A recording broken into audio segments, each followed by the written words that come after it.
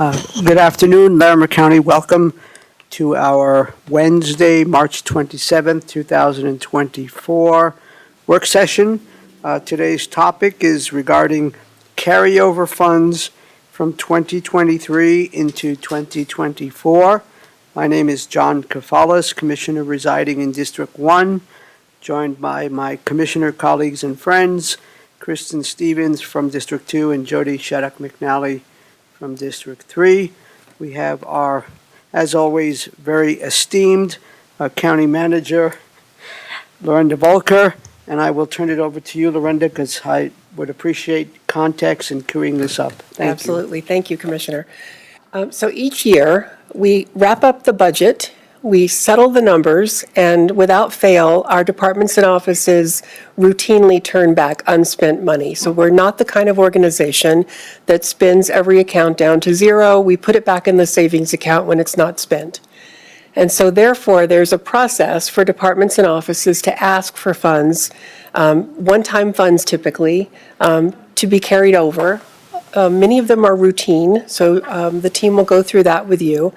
And some of them are new projects, new ideas, that they're asking for funds to be taken out of the carryover. So a slideshow has been prepared with a lot of thought. We spent a couple of weeks looking at requests, and Matthew and Alex will walk you through page by page, and then we'll ask for your thoughts at the end.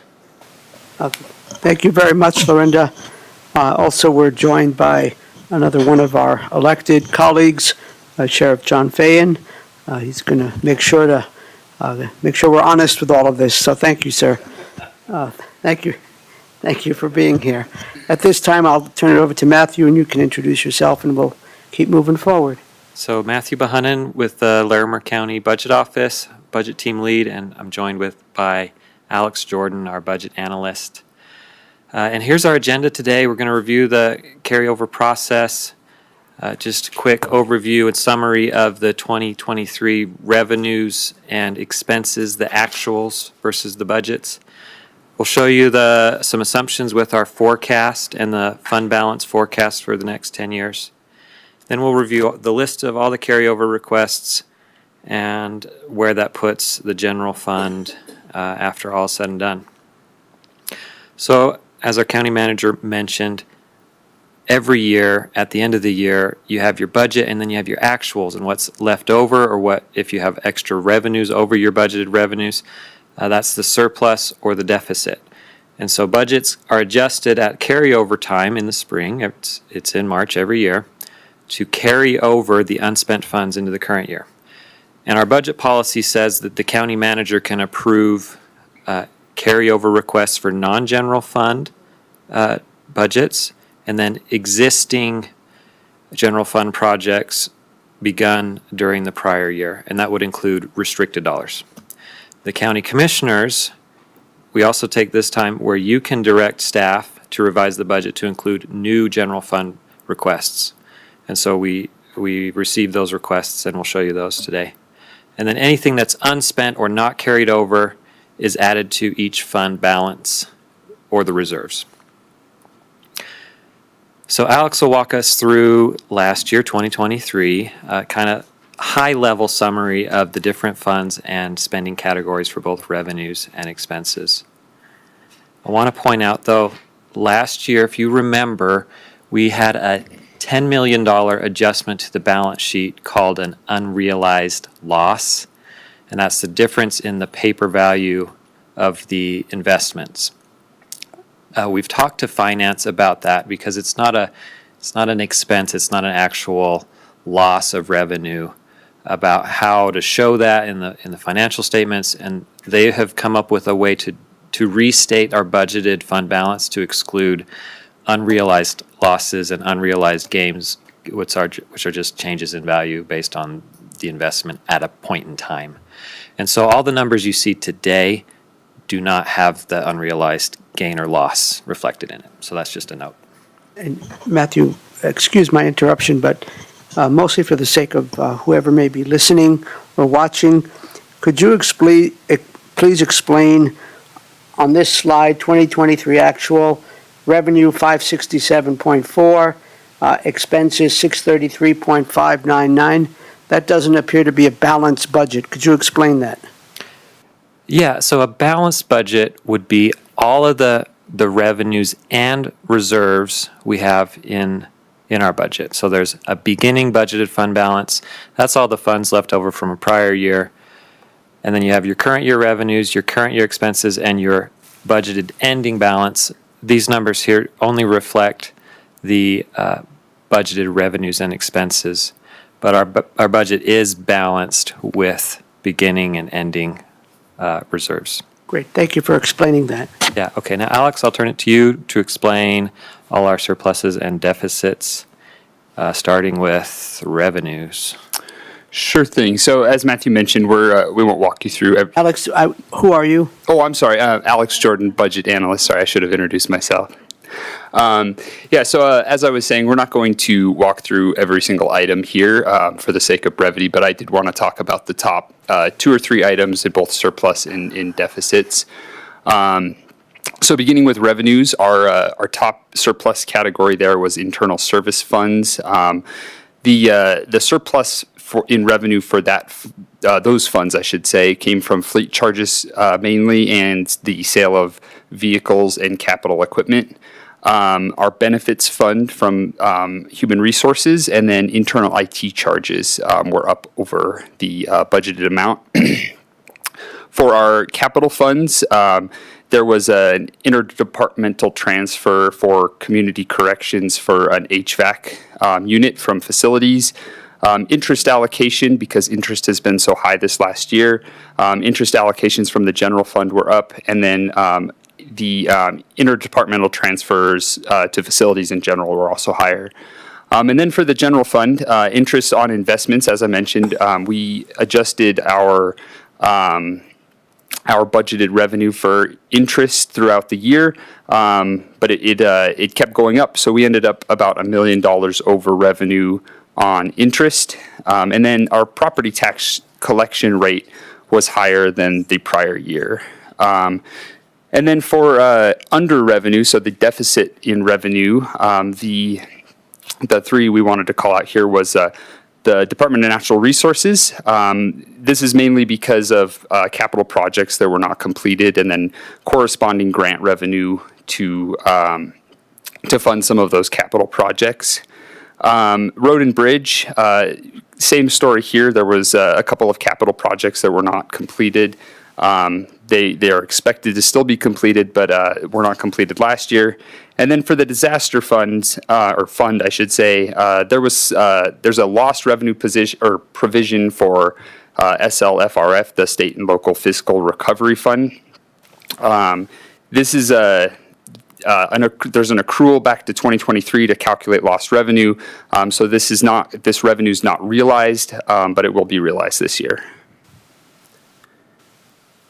And this is just a kind of a categorical breakdown of what we just covered there. So you can see that the largest deficit area is intergovernmental revenue, again, from grant funding and capital projects that weren't completed. And then we'll go through expenses kind of the same way.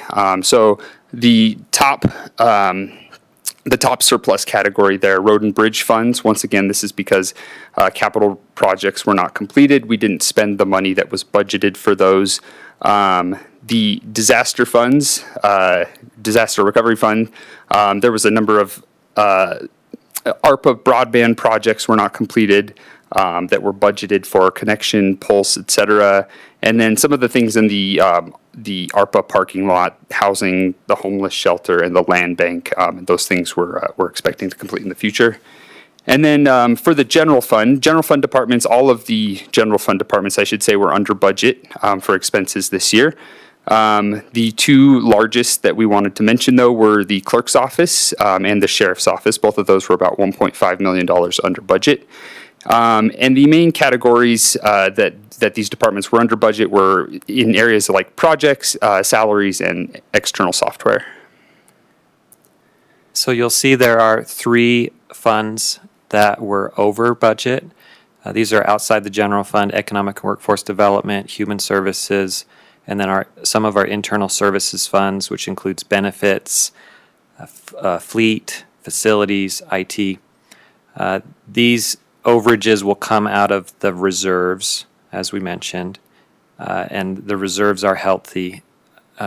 Going forward, we're going to do better forecasting and monitoring with these funds to make sure that any forecasted overage will be covered by a budget.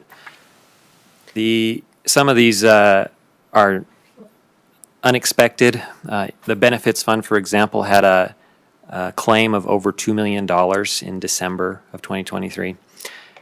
And so there's always a variance between a budget and an actual. You can never get it 100%, guess the revenue and guess the expenses, but we try in general to underestimate our revenues and overestimate our expenses so that we stay within budget. And here's a breakdown of those expenses by category again. Personnel, we had a hiring freeze, if you remember last year when we were looking at some ballot items that were coming, and that contributed to that surplus.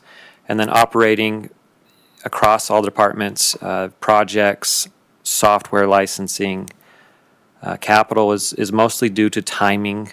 So all of these non-general fund expenses, if it's an ongoing project, they'll be rebudgeted going forward. And if there was savings, those will be put into fund balance. So many of the projects the county does, think of the fleet shop construction project, takes more than 1 year to complete. And so we carry it forward year over year, but it shows as an incomplete project. So you'll see it in the red, and then we'll move it forward. But that project, for example, was taking 4 years to complete. Thank you, Lorinda. Before you move on to economic forecasts, Matthew and Alex, well done. Colleagues, do you have any questions, comments, observations for our presenters? Commissioner Stevens, anything by that? I don't have anything right now, thank you. Commissioner, yes, please. Thank you both. This is always complex, and I was sharing earlier today that we literally do budget year-round, so we're talking about budget, looking at budget, the cycle never kind of stops, it just continues. And I was curious, I heard you mention broadband projects and ARPA projects, which they're projects that I believe are still going forward, so I don't want it to sound, I wasn't sure how you mentioned that, because it almost sounds like maybe they're not, or they're not being complete. So I just wanted to clarify that a little bit, because that caught my attention. Yeah, so for the disaster funding specifically, we have budgeted those projects as soon as we've received direction that you want to fund them and move forward with those projects. But the actual expense being incurred doesn't always happen right after that is budgeted. And so those surpluses from broadband projects not being completed, we will just roll those over into the next year. Okay. We haven't changed any programming based on this direction until we get to the list of actual projects that have been requested. Okay, that's helpful. I appreciate that. I needed you to kind of re-say it in a different way, because it caught my attention. Yeah. So I appreciate that, Matthew. Thank you. Anything else, Commissioner? No, I'll wait through other ones to the end. Thank you, though, Mr. Chair. You're welcome. Thank you, colleagues. Please continue. Okay, so usually in the spring, the state comes out with their economic forecast that the state assembly uses to build their budget. And they have expertise and data and PhD economists that do a lot of great assumptions. Alex is an economist, but he doesn't work for the state. That's he works incorrect. for us. And so we like to steal from their data and present it to you to get just an overview of how the Colorado economy is doing. And so last year we said it was partly cloudy. This year we're saying it's partly sunny. The risk of a near-term recession has declined since last year. Federal Reserve is expected to start lowering interest rates. Inflation is down. It's not at 2% where the target is for the feds, but it's down from where it was a year ago. Home values are rising, but they're down. If you remember, the reappraisal date was June 2022 for this last reappraisal that we went through last year. Today, home values are about 4% below that. The next reappraisal for the 2026 budget year is this June June 2024. And we know that home values are cyclical, so they could rise again up to where they were 2 years ago, but now they're down. And so that's going to impact our valuation. We want to point that out. Personal savings rates are historically low. Job growth continues. Unemployment's low. And then also the state has forecasted an increase of 3.5% in statewide sales tax revenues. So this is what the state is saying. Now we're going to show you the assumptions we're using in our general fund forecast. Yes. Thank you, Matthew. Since you referenced, I'll use a different term, using the data from the state, when you look at the quarterly revenue forecasts, are you looking at both what the Office of State Planning and Budgeting is providing, as well as Legislative Council staff? Because there typically is a slight, at least a slight difference of opinion. How do you incorporate that? This is the one that Greg Sabetsky puts out, which I believe he is legislative staff. It's the more conservative of the two forecasts. Okay, thanks. Please continue. Yeah. And so we take those assumptions and the state view of the economy, and we come up with our own assumptions about what that means for our revenues and our expenses. And so we have a big spreadsheet and have lots of data points, and we have plugged in, these are some of the main assumptions, that our assessed values will decline by 1% in the 2025 reappraisal. So about flat. If you take the decline in values and you add new construction, that's the number that we're using. And then thereafter, we're going to go back to our average of 5.5% of growth in valuation at each reappraisal. But we're also assuming a constitutional amendment will pass this fall, which would cap property tax revenue growth at 4%. This is lower than historical growth in our revenues, and it also would impact the expected revenue growth associated with expiring tax increment financing districts in Timnath and Loveland at the end of the decade. We are also assuming $4 million a year in new expenses associated with state legislation. Sometimes we say unfunded mandates, but I'll say state legislation, then new service proposals, capacity expansion requests, the requests that you all reviewed during the budget cycle every year. So it would be $4 million cumulative every year. Last year, it was a little over $4 million. Some years, it's less than $1 million. It all depends on what you approve or what requests come in and what legislation is passed. But that, we always plan for the worst and hope for the best, and this would be a lot of new service proposals, $4 million. We also have a $1 million placeholder for final jail improvement staffing. If you remember, in prior years, we haven't fully funded the jail expansions staffing as approved, or per the plan that we came up with when the project was originally approved, due to the vacancies and the ongoing difficulties of hiring those positions. This would fill that need finally in 2025 as a placeholder. We also are assuming 3% to 5% increases in annual expenses, fuel, software, and then payroll personnel. For sales tax, we would forecast 0% growth in 2025 and then 2.5% thereafter. So these are the assumptions that get built into the fund balance forecast, all the revenues and the expenses into the future.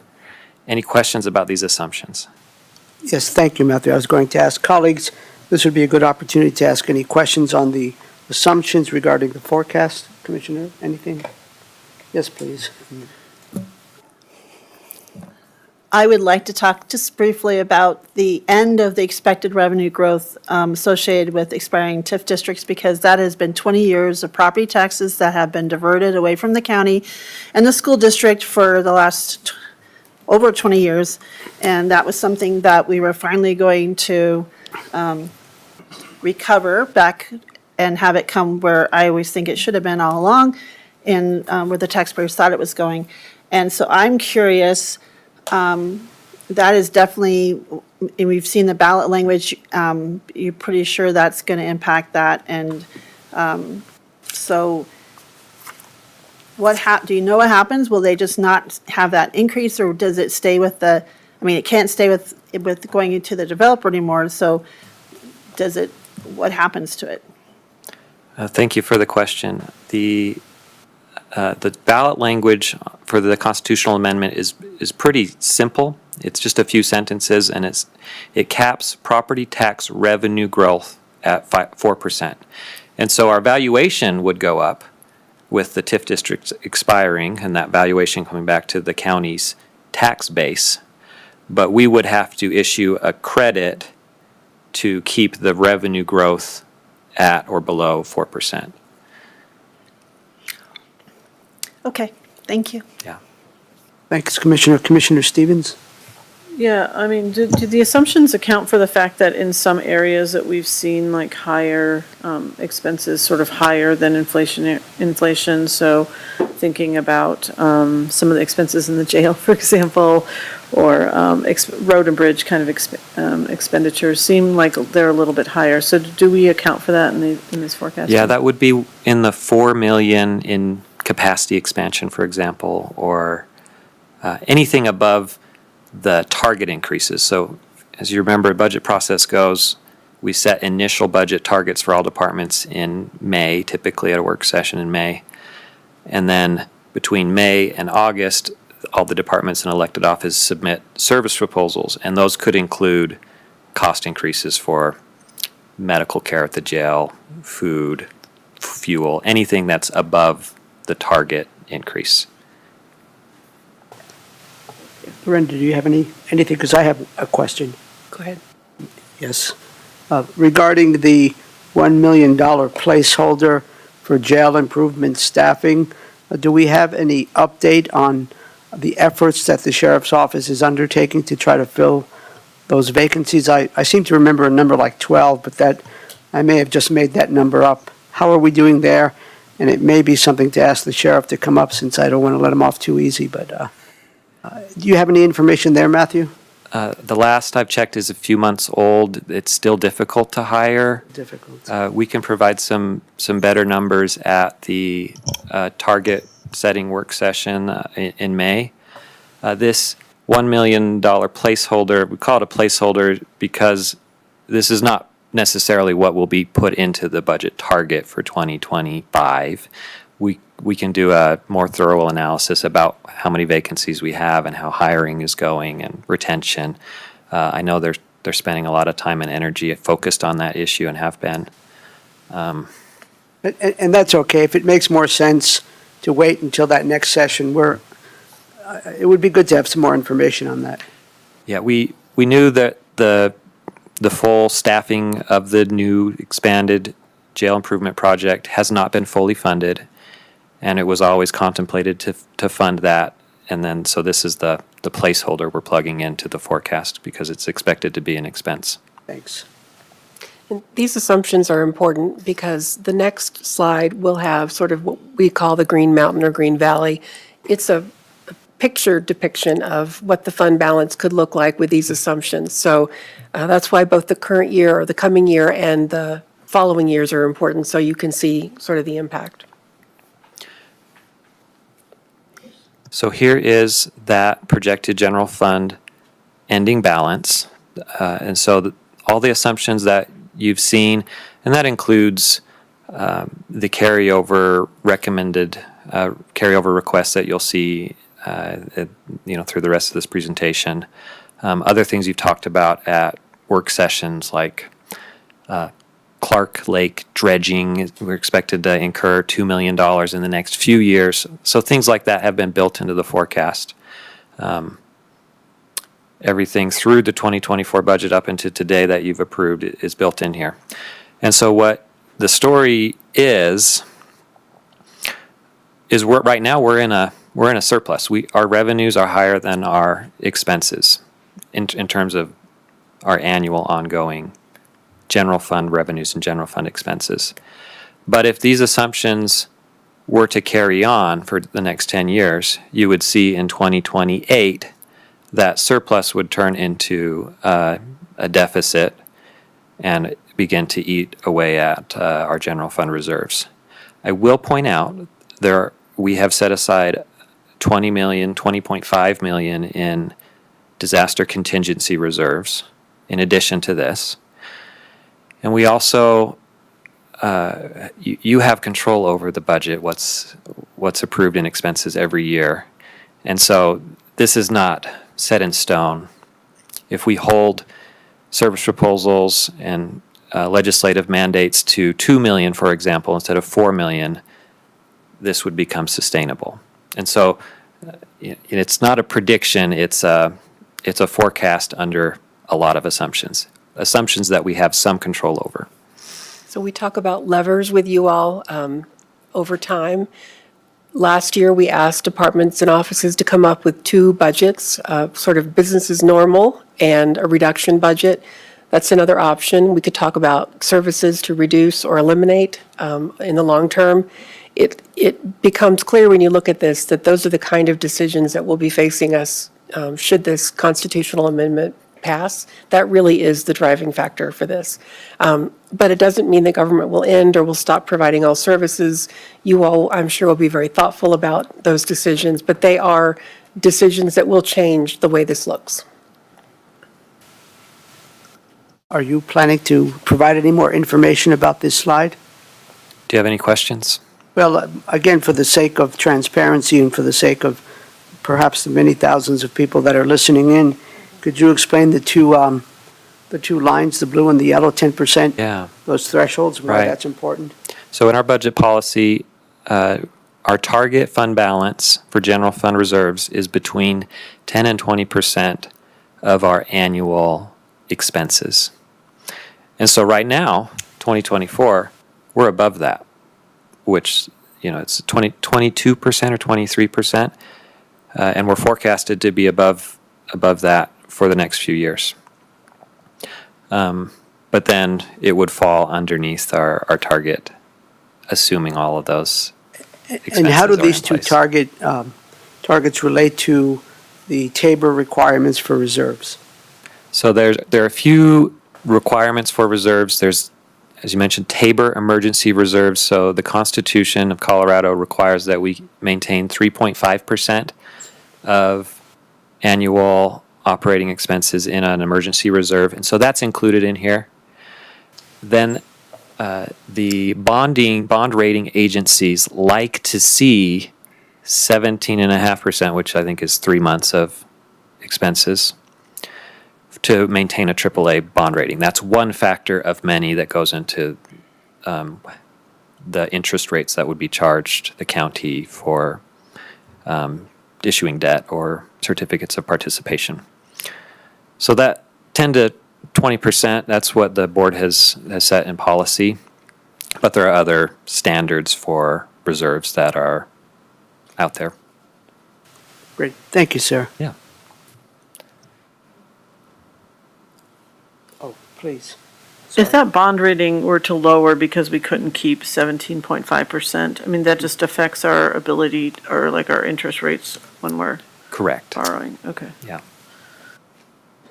It's nice to have the AAA though. Maybe you said this, Matthew, and I didn't catch it. This does not include our disaster contingency fund, correct? Correct. Yeah. So the disaster contingency fund, after this year's transfer, will have about $20 million. Just as a reminder, that was the goal based on actual expenses for previous disasters. That's what it takes to recover the community. Because FEMA takes so long to pay back, we have to front that money, and replacing roads is a very expensive proposition. And this gets back to historically dealing with disaster emergencies where FEMA is involved. It typically takes a long time to get reimbursed for expenses that we've accrued.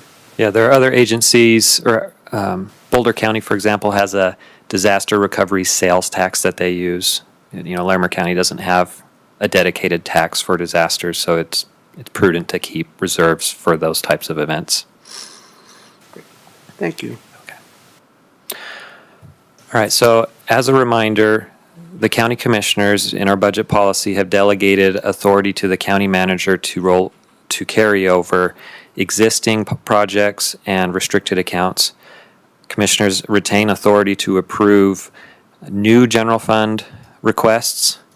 And so here's just a summary of those three categories and the amounts that we're recommending.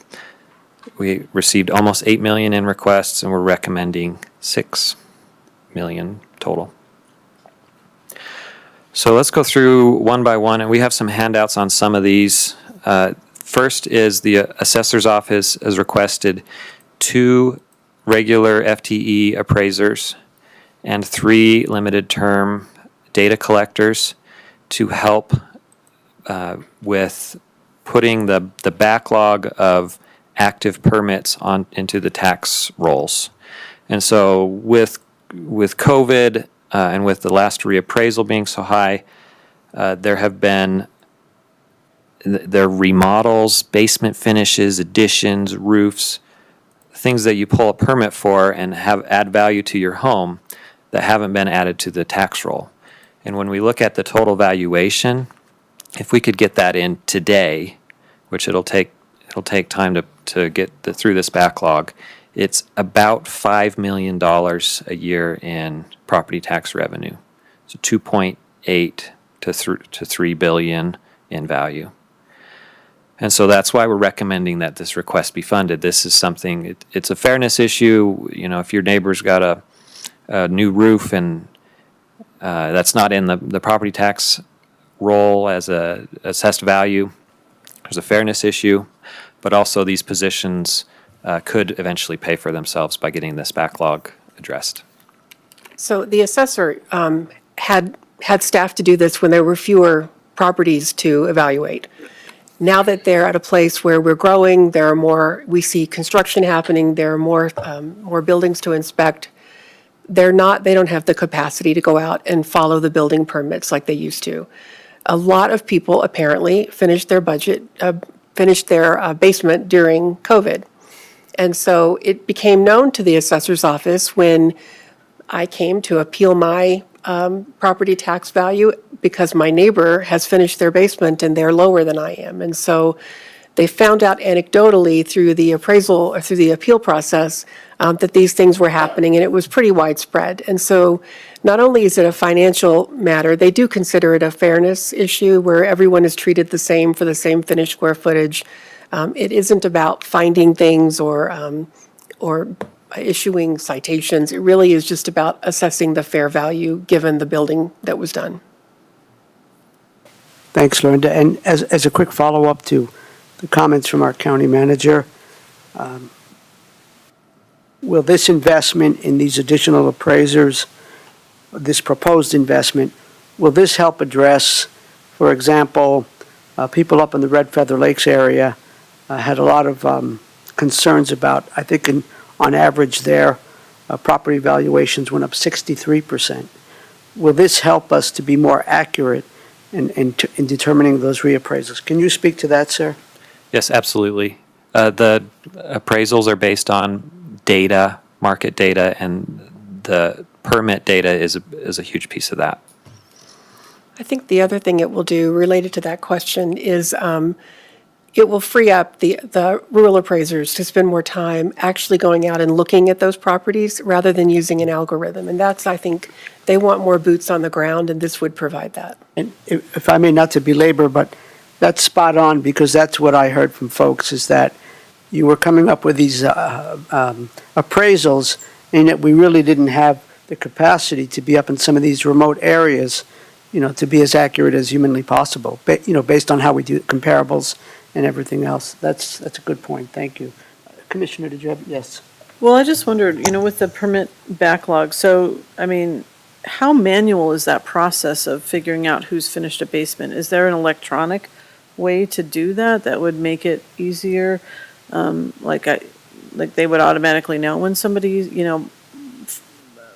their job was completed and that would go into some roles? Yeah, Or how does that exactly. work? So it goes into a database that's shared with the assessor's office. It's a workload issue, so that's not the first thing on their list to do. They go out and look at those rural properties first. What they used to be able to do is pull the list each month, take a look at the completed permits, go out and look at the properties, change the value based on that new assessment rate, new square footage that was finished, and the record would be kept updated kind of in real time. That, they've gotten behind on that. Okay, so there is a manual piece that they actually have to go out and, okay, that makes sense then, thank you. I will add, it's not part of this carryover request, but the assessor's office is proposed splitting two of their senior appraiser positions they're retiring into 3 entry-level appraisers. And you'll see that request come in at one of your administrative matters meetings here pretty soon. And that's related. Okay. So the second new request for funding would be related to the personnel grade changes at Community Justice Alternatives. These are correctional services positions, court services, transportation positions, and we have discussed this at a prior budget retreat, and so hopefully you're familiar with this concept. The 2024 dollar amount is actually half of the 1.5. It's $750,000. This would go into effect in July. It would impact about 250 positions. And we've done similar, this is coming from human resources, compensation analysis for specific job classes like sworn deputies, social caseworkers over the past few years. And this would be another area that we need to address for retention. So you might recall, we have a lot of new staff in this area, and there's fairly high turnover. It's a difficult job, and other organizations pay better than we do currently. So HR has done this study. The department is also holding vacancies, so should Initiative 50 pass, the constitutional amendment, they'll be able to make this up and will not necessarily have a 1.5 million increase to their long-standing budget. If it fails to pass, they may choose to go ahead and fill those positions, but right now they're trying to be fiscally prudent. The next request is from the Sheriff's Office related to inmate welfare programs. I have a handout on this as well. They've requested $813,000. They kindly broke out and prioritized this request into tiers. And so we would recommend funding the Tier 1, which includes treatment for transportation from the jail for approved treatment, medically assisted treatment, therapy, housing stabilization. These are related to the Stone Soup program that you may have heard about. And there's a full outline on your handout there of any other programs that you want to have questions about. And we support this because the work that happens in this particular area, we think affects people's success when they leave our jail facility. Captain Schaefer has done a lot of work to try to build this into a real structure. It was funded by grant for a while. The grant is ending, and so if we want it to continue, we need to fund this program. Isn't it correct that an important objective here is to reduce the rate of recidivism? That's correct. Yeah, and these programs are backed by research and our best practices. Yeah. Okay, so the last new request here on this page would be Senior GIS Analyst for Disaster Mapping. And Lorenda, did you want to talk about this one? I will, yeah. So you won't see a recommended answer here because really we're looking for your direction here. So the Department of Emergency Management has a need to do additional mapping, shared mapping for regional partners. Typically, this kind of request would come in with our budget proposals as a new position. But I know that she's discussed this with you at a work session, and you all had some pretty good dialogue about this. The position would be housed in our IT department as part of our GIS team, but be assigned to emergency services. We support the concept. We just don't know if the timing is right, and really, it's a policy-level decision from you if you want to add an ongoing expense now, or if we ask them to resubmit this with the 2025 budget proposals. Colleagues, do you wish to respond or offer some comments? Yes, Commissioner. I'm in full support of this. I know this is something that's a need, and I think it'd be a really important tool. It's not if, but when, and heaven forbid we have a natural disaster sooner than later, but I feel like this would be very important for a lot of reasons, and I know it's something that, emergency services and others have really expressed the need for many years on this, and so I just want to express I'm in full support of that. Thanks, Commissioner. Commissioner Stevens, any thoughts? I'd rather go through the rest of the request before I can make a decision on that, but, certainly understand the value in it. Thank you. And just a couple of quick questions.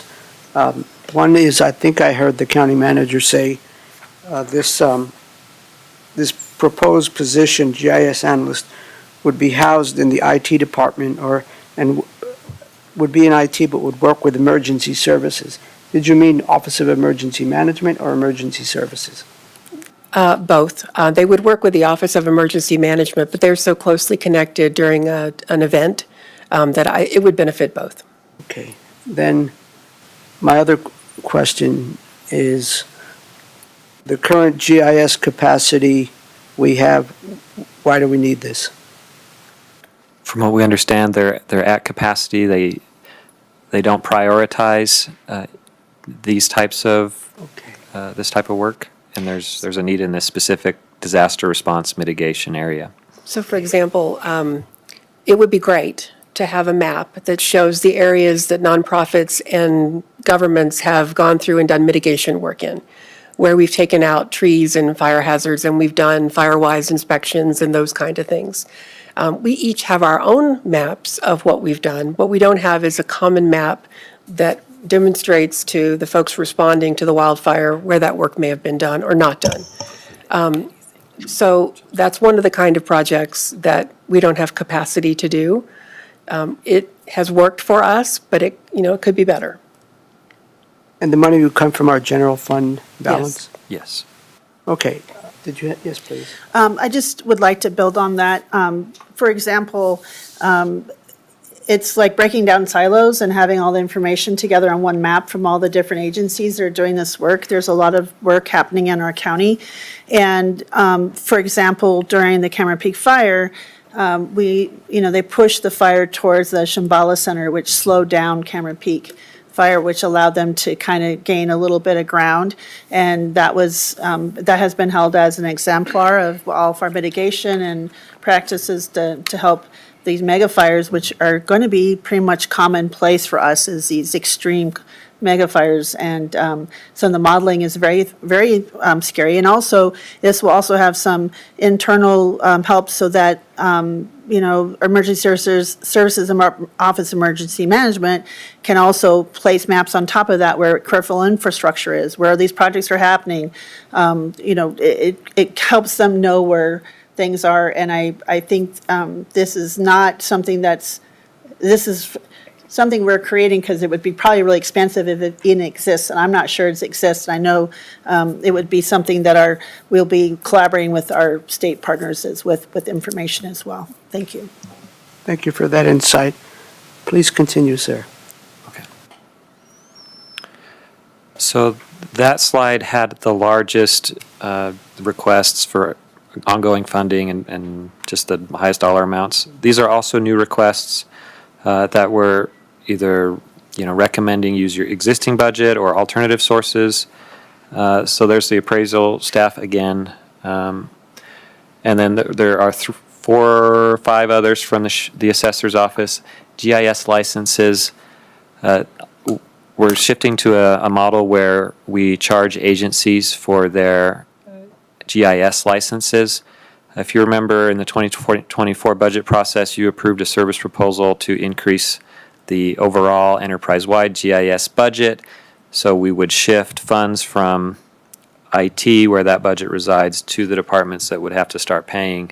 And then from there, they can decide if they need to add licenses. They would have to work that into their own budget. That would encourage using the appropriate tier for what you need. Right now, if you want the premium tier, you don't have to pay for it, but it costs the county, thousands. So that's what we recommend for that piece. Then for the other four, we would recommend that they use their existing budget, and then if they come up short, they could return in the fall budget process and request those funds again. Last year, they had a bigger surplus than the amount of these requests, so we don't anticipate that being a need. 2 requests from the Commissioners of County Manager, the EnviroScreen in practice. This is related to the Climate Smart effort. It had been on the parking lot for American Rescue Plan Act dollars, but it didn't make it to the final budget, and we had said if anything doesn't get on this final budget, we're going to put it through the normal budget process, and so that's why it's on here as a carryover. It's really a cleanup. This is the equity evaluation for climate smart efforts. So this is something that you all wanted Heidi to work on and to work with. The next on this page is $12,000 for county code change requests. This would be updating the county administrative code. This would be our office. Any questions on any of these? Okay. So then the clerk and recorder has put in 2 requests. The first is a series of requests related to elections, a new drop box at Epic Ice Arena, camera upgrades, and then also a request for a Board of Equalization temporary admin. So for on the elections piece, we would recommend they use existing budget. They had a large surplus, as you remember, last year of about $1 million. And so that we feel like they could fund those items. I would also bring up at this time, after this presentation had been finalized, they let us know that they are expecting additional costs related to the special election for the congressional district vacancy.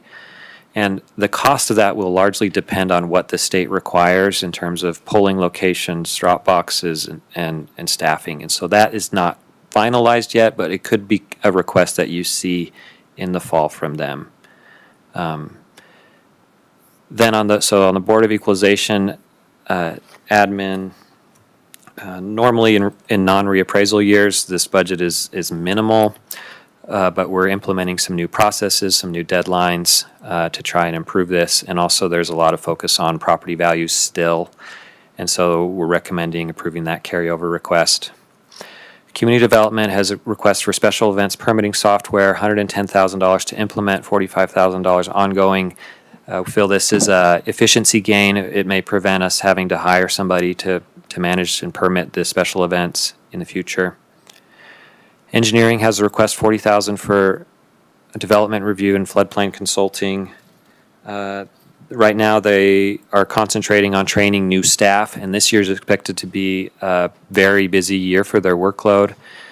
With the Thornton Pipeline 1041 application, they have key staff leaving on FMLA leave this year. So we'd recommend funding that. Human Services has a request $175,000 for payouts for the Options for Long-Term Care program, which the contract was not awarded to the county this year. And it's about 20 employees that we have to pay severance for that are not funded in their current budget. Human Resources has requested funding for a compensation audit. The last time we took a deep dive at our compensation method, market, and model was 2007. So it's time for a refresh on how the compensation is looked at and modeled. This is especially important since the Employers Council no longer does their survey. Finding a new source that is something that we can trust and replicate year over year. We want to make sure that we start in the right place with the pay plan. And so this one-time expenditure, we think will help make sure that we're on the right track. Sheriff has a emergency services carryover request for $170,000. For controlled burn support in mountain communities, this is for equipment, pile burns to increase wildland fire resilience in those mountain communities, air curtain burners. So we would assist with those programs. Yeah. Yes, Commissioner. Are they buying air curtain burners? Or are they sharing the one that's already here? I think I can summarize. Okay. And Sheriff, you correct me if I'm wrong, but if the county reserves the air curtain burner that exists at Loveland Fire, it is significantly less expensive than if a HOA brings Loveland Fire up to use the air curtain burner. And so what the sheriff is proposing is, let's try to save the HOAs as much as we can and encourage them to use the air curtain burner and to do mitigation in their mountain neighborhoods. And so there needs to be a piece of equipment to move it, staff to stay with it until everything is fully out. And so as I understand it, that's the request here. And some of these funds are, natural resources may retain the mitigation team at the sheriff's office to go do work on our lands, and they get paid for that. So some of this money comes through that way as well. Do we know if, sorry, Sheriff, diving deep here, I apologize. The ratio of pile burning versus air curtain burning, because that's kind of a climate, in my mind, a climate smart action thing that maybe we need to ask the sheriff about that. Just curious. Do we know if I he's don't know the looking more answer. to? Do you know the ratio? We'll be happy to get back to you on that. Okay. Sorry, Sheriff, but you wouldn't mind, Mr. Chair. I just would love to. Please identify yourself for the record. Absolutely. John Fan, Larimer County Sheriff. And I don't know the answer to your question, Commissioner. It's a great question. Allow me some time and I'll figure it out for you. Thank you, sir. And we'll have Alex go look up that specific proposal to get some clarity. These next, this list of requests, these 6 are all related to facilities. And with there's a little bit of surplus in the jail improvement project and the alternative sentencing ComCore expansion, and also the interest earnings in the facilities capital fund. And it would be enough to cover all 6 of these remodels, including a master plan update for facilities, and then equipment and furniture for nursing mothers' rooms, and also a project at the jail interview room. So any questions about these? Okay.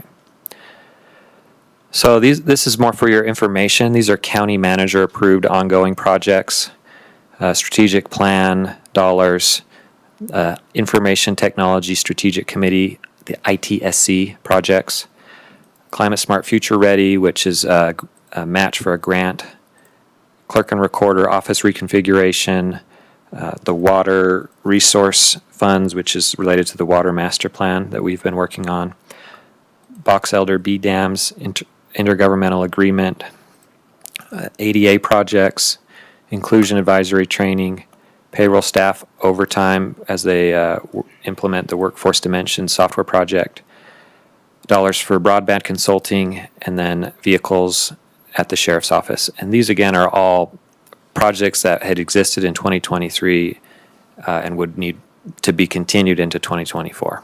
So the vehicles, for example, for the sheriff's office were ordered and expected to be received last year, but were delayed. So they'll be coming next year. We have to pay for them. They're on order for us, those kind of things. Regarding the dollar amount for the ADA projects, I'm delighted that it's gone up by $14,883. Historically, it's always been at $150,000. Why the increase? Which I think is probably, is it inflation or to do these improvements? Yeah, this is the unspent dollars from prior years. So there's, in the ADA project improvement plan, there is the $150,000 contemplated, budgeted every year. When we don't complete those projects or we haven't received the invoices or services haven't been provided to meet the plan, we still want to keep on pace to complete those projects according to the schedule. And so we're just rolling over unspent dollars from last year and prior years. hopefully this is all spent down in 2024 and there's no rollover in next year, but that's the concept of rolling these project dollars over. They did have some staffing issues, and sometimes they save a portion of their budget knowing that they need to spend 200 in a year for a project. And so they'll plan for it, they'll get the quotes, they'll do the design, and then they'll begin the project work in the following year. Just a quick follow-up. Given that things generally increase in costs, why has that budget remained the same for as long as I've been here? And if the folks working on that identified facilities people and others that we needed 200,000, I mean, that would be a request. I mean, can anyone? So far, they've not requested anything additional. It seems to be that the plan is working through, a lot of the stuff is small, some of the stuff is very large, and some things they hold for a remodel. So they will do upgrades to restrooms. Think Blue Spruce, whenever they upgraded that facility, they upgraded it along with facilities at the same time, so they didn't have to reinvent that and do two separate projects. Save some money for them that way. Okay. Thank you, Lorinda. Okay, so the next slide is restricted accounts. Again, these are budgets that go towards intergovernmental agreements. Maybe it's in state statute, the fund has to be used for a very specific purpose, like e-recording technology fund has to be used for technology in the recorder's office. So these restricted dollars, in our budget policy, we say that restricted dollars should be used first on eligible expenses, and then we use general fund dollars. And so we've communicated that to all the departments that with restricted accounts, and would expect these to be spent down as there are eligible expenses. But we cannot just put these into reserves for, general use. Okay, so this last list is our requests that we would not recommend carrying over general fund dollars for, but either use a different fund, existing budgets. So washer dryer replacements at Community Justice Alternatives, there's a equipment replacement fund for that. Public engagement software for engineering, this is a CARES Act project. Human Resources has some software enhancements that they would have requested, and those could be funded out of the existing ITSC project budget. The Sheriff's Office has requested rollover. If you remember, we transferred $970,000 a few years ago from the Disaster Contingency Fund, and so they requested that be rolled over in an amount of about $560,000.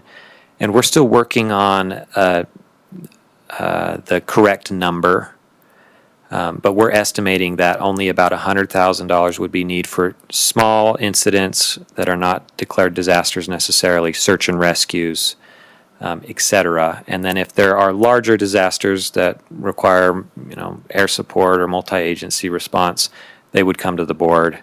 We'd have a disaster declared and funding allocated as needed.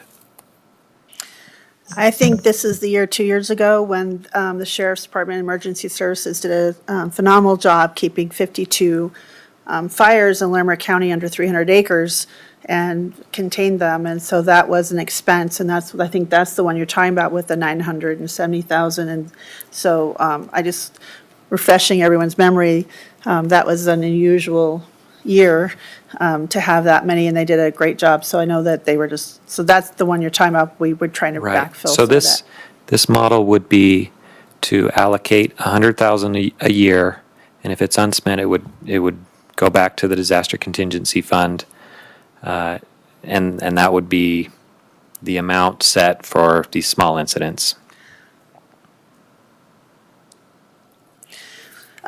Is this also due to the increase in rescues in very remote areas like the Raw Wild Wilderness? They've seen a fivefold increase of having to rescue folks who are maybe not making the best decisions going out in the wilderness, not fully prepared. So is that also part of this request? Yeah, just for some history on how this used to be paid for. So prior to 2020, when Cameron Peak Fire was, and there was a very dry year, the Emergency Services Department budget would cover these small incidents, small fires, search and rescues. And then in 2020, we had the big year, and you allocated dollars specifically for Cameron Peak. The following 2 years, they were very dry, and we had those 52 smaller fires that we allocated that one-time $970,000 for. So instead of using a one-time thing for what is now a larger expense, there are more search and rescues than there used to be. There are more small fires than we've had in prior years.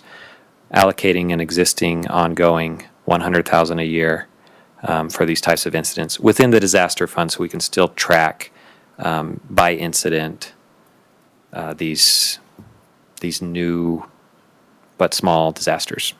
Thank you for clarifying that. Certainly in support of that. I just want to make sure, and I just wanted to kind of remind everyone that I think that's the year we allocated that, and that was a very, after the Cameron Peak fire that year, I thought was outstanding that they kept things very small and contained, so thank you. And should we have another year like that, Commissioner, they would come back and request they've exceeded their 100,000 for search and rescue and small fire. Okay, thank you. So the last two requests from HR staff training, professional development, some additional tools for workplace safety, harassment and fraud reporting. Those we would request HR use their existing budget. And then the sheriff's office also had a list of small dollar POs for body armor, radios, SWAT equipment purchase orders that we would recommend that they use their existing budget to cover those. And that is it for the list of all the new requests, existing ongoing projects, and restricted fund carryovers. Any questions before we show you the general fund's balance status? So have you gotten everything you need from us at this point? Proper have- direction? I have one question. So we talked about that GIS position for emergency management. I have one wait and one go ahead, and I've not heard from you, Commissioner. Well, that's because I like to keep people on the edge of their seats. Commissioner Stevens, do you have any additional thoughts, having heard the rest of the presentation? So this is just for further clarification, it's an FTE, It is. so that is a total dollar amount that includes benefits too. Yes. Correct. It would be half that cost in year one, Right. but we put the full annual mean, ongoing But once cost. we create an FTE, we have an FTE. We have a Right. person who takes that position, leaves the position, and comes to us. And so that we typically don't add FTE in this process, but I know we're coming up on fire season. It's probably the right time to recruit if she wants to.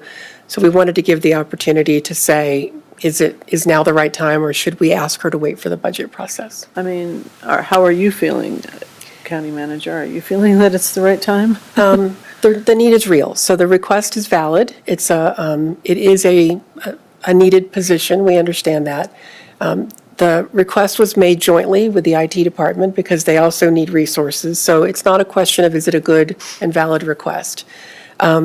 Ordinarily, I would say we should wait. It's a new position, we should wait and see what happens with Initiative 50, but I also know it's emergency management, and that is a little bit different, and perhaps if we had to find $100,000 someplace else in that budget, we could. But it's an unusual request to add a position at this point in time. We recommended the assessor positions because they have an ongoing funding source in the long term. This one is a little different. This is general fund funded. Let me just mull on that for a minute.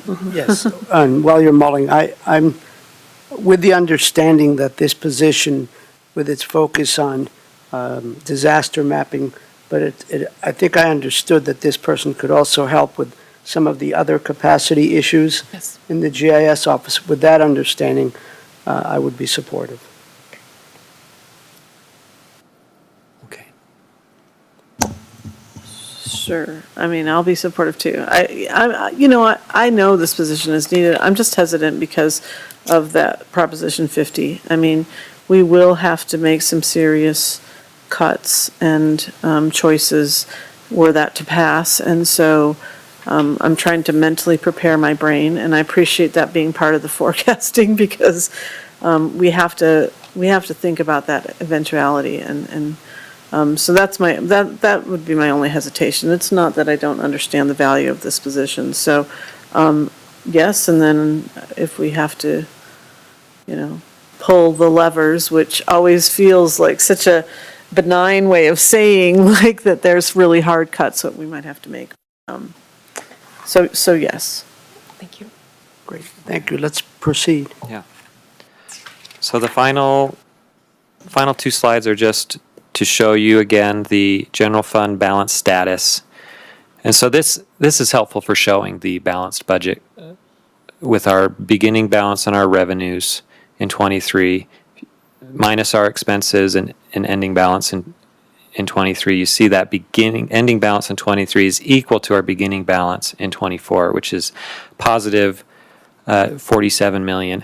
And you probably don't remember because we budget nerds look at this all day long. But in 23, at the beginning of the year, we had anticipated a significant shortfall to take from fund balance.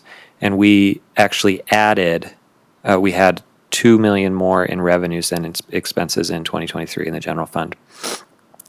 And then in 2024, we're expecting to do the same with our revenues and expenses and the carryover. We would end up with a fund balance of 48.6 million, which is about 22% of annual ongoing expenses, which is above our target. Any other questions about any of the requests, any other direction, feedback, follow-up that you would like? Yes, Commissioner. This has been keeping me up because the Property Tax Commission just got done, and I heard some of the stories and some of the talking with my colleagues, and I'm grateful for my colleagues and other commissioners who spent a lot of time on that, and we've been talking about this initiative, if it passes, what it means for other counties. I know certain other counties are in a lot more precarious positions than we are, and I know they're, well, anyway, we're talking. Is this downward slope starting in 2028, I'm assuming? It seems like it's a little gentle, and then it just comes, that gentle slope is just due us going through some of these reserves that we're preparing for, and then it's more of a steep decline after that. Is that am I understanding that correctly? Just that little gentleness? Yeah, the change in slope is the change in either our surplus, our annual revenues and expenses, or changing to a deficit. So if it goes up, like from 24 to 25, you see here, it goes sharply up because we are no longer transferring in our projection in 25 money into the disaster contingency reserves.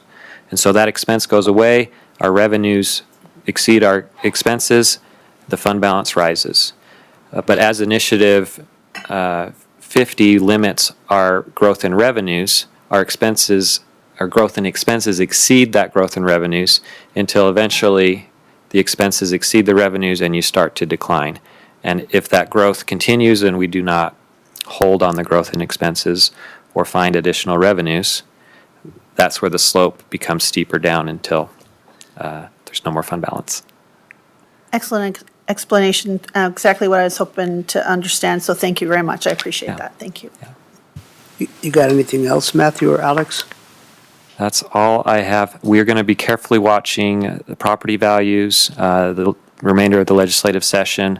We're going to be back here in May for SWOT analysis, strengths, weaknesses, opportunities, and threats, and also to set up those initial budget targets for 2025, and we'll do it all again.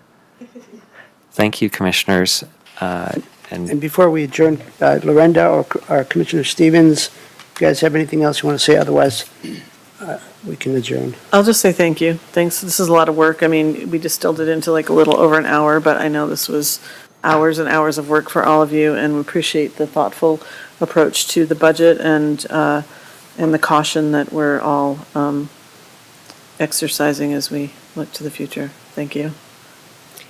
I'll just add that this team spends a lot of time reaching back out to the departments that have made these requests to really understand what their request is, how vital it is to operations.